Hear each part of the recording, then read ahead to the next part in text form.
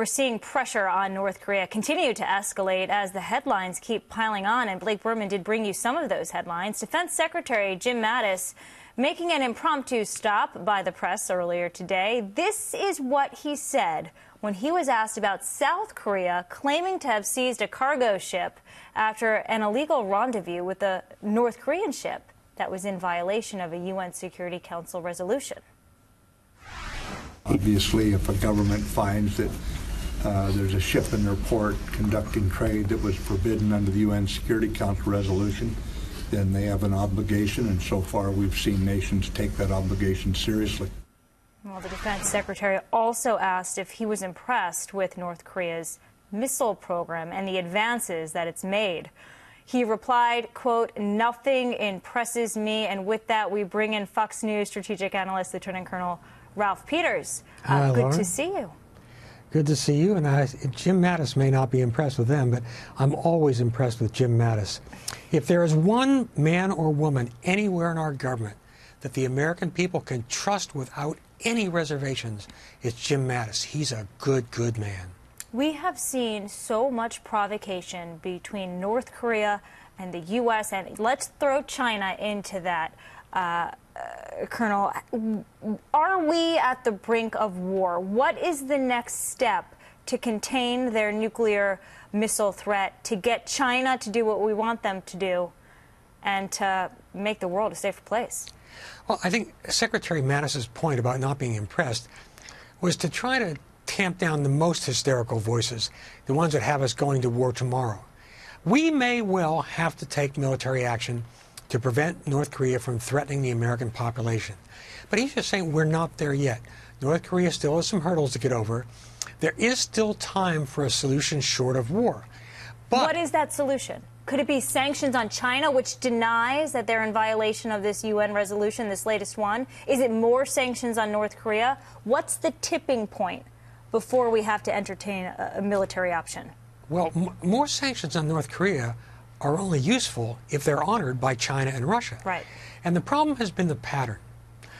For years now, and certainly intensifying in the last several months, China and Russia agree to sanctions on North Korea, and then they help North Korea evade those sanctions.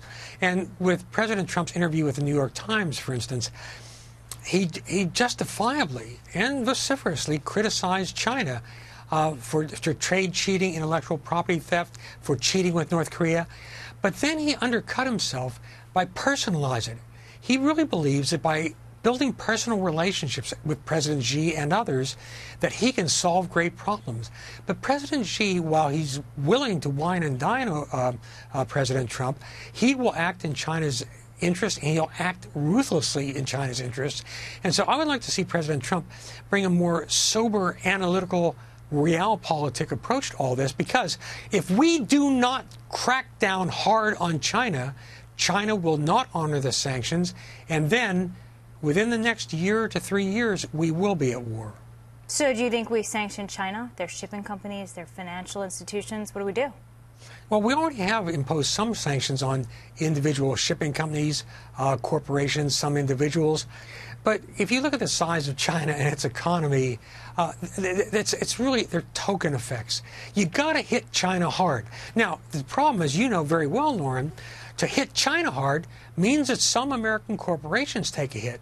And the strongest advocates that China has anywhere in the world are those American corporations profiting from the China trade. It's only a minority and a relatively small one of our American business community, but they've been a powerful impediment to us acting incisively and forcefully with China. But to sum it up, if there is a key to North Korea, it is through Beijing, through China, although we also have to be cognizant of the fact that the Russians are gleefully helping North Korea evade sanctions, both because they see China as a useful ally in keeping us off balance, keeping us occupied, but also because Vladimir Putin, another person with whom our president tries to personalize things, Putin is our determined enemy, and he's not our enemy because we want him to be. We want a better relationship. He is the determined enemy of the United States because he has chosen to be, because he hates us, and he does everything he can to damage us, and our president needs to recognize that. And final question, where do we stand on this ongoing Russia investigation about Trump campaign collusion and the like? We've seen no evidence of it. You have Congress at odds with the intelligence community. Chairman Nunes wants more information. Trump says he believes the special counsel will treat him fairly. Do you believe that? I absolutely believe that Robert Mueller is a man of the law and will treat the president and everyone else involved fairly. Robert Mueller is a great American, and the vilification campaign against him is despicable. Every American who truly loves this country and values what we have should want to know what the Russians did, how they did it, and with whom they did it. It should not be a partisan issue. And again, President Trump personalizes it.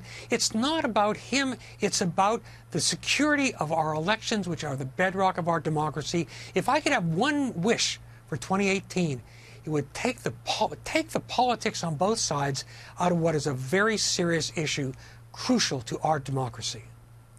Well said. Lieutenant Colonel Ralph Peters, Happy New Year to you. And Happy New Year to you.